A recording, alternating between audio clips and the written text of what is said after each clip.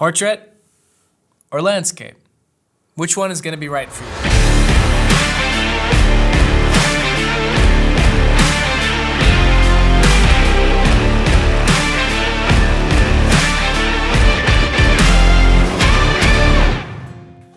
Hi everyone, in this video we're going to be talking about what photos you should be photographing in a landscape orientation and which photos you should be photographing in a portrait orientation. I'm sure this is a question you've probably asked yourself 1,000 times, so let's go check it out. Landscape orientation is going to be a much more common version of this, and mainly due to how the human eye perceives the world. The eye is used to perceiving the world horizontally, and cameras are designed the exact same way. But this perception has been significantly altered by the invention of mobile phones, which shifted our perception from horizontal to vertical. First off, let's discuss the advantages of shooting in landscape orientation or a horizontal take. Consider the width of your subject.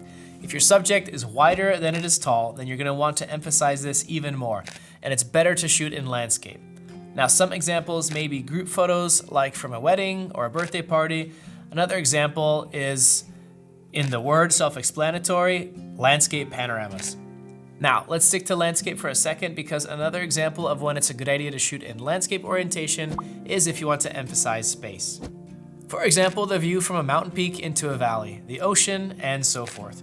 When you want to emphasize how monumental a space is and bring that feeling of wow into your photo, the feeling you experienced after you climbed up a mountain and suddenly the whole world is spread right out in front of you and you just say, my gosh, that was worth it. Now, another example of when to use landscape orientation is when shooting a subject that is moving horizontally. This happens a lot in sports, such as cycling or running on a track. It also includes animals like a galloping horse, a running dog, and so on and so forth.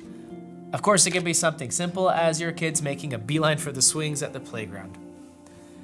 Now, to make the composition more balanced, it's a good idea to leave some space in the direction that the subject is going to be moving into. The subject doesn't have to be moving, but there can also be a path that leads horizontally or leads to a wider object. And while we're at it, we can also include subjects looking in a horizontal direction. In this case, landscape orientation is going to emphasize the direction of their gaze, especially if you leave some space in the subject's direction of view.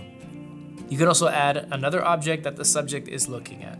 The model's gaze will also guide the viewer's eye to the object.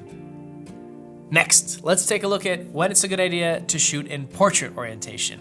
You guessed it right, the first example is a subject that is taller than it is wide. This rule is especially true for portraits because the human body and face are in portrait orientation as they are.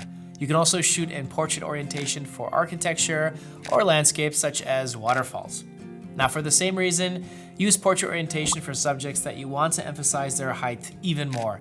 This can be tall trees, cliffs, skyscrapers, trees, cathedrals, maybe even a giraffe.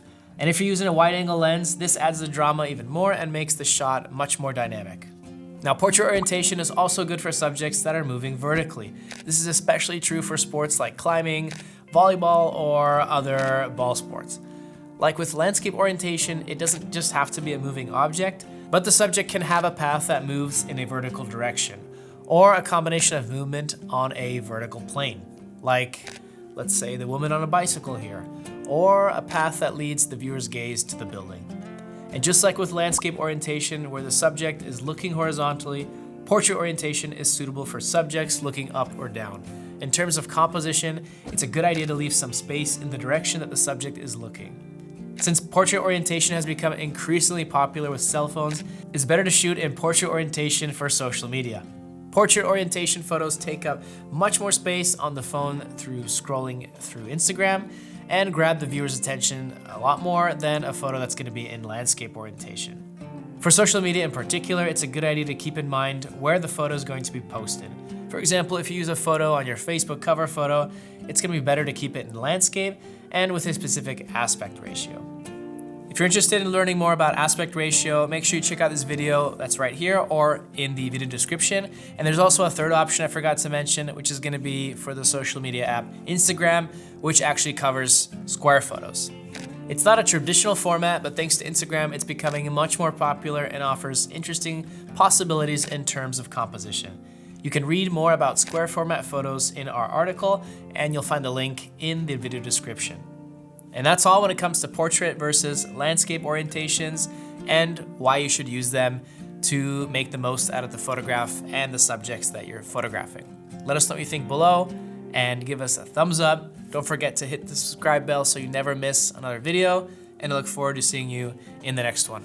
Till then, happy photography.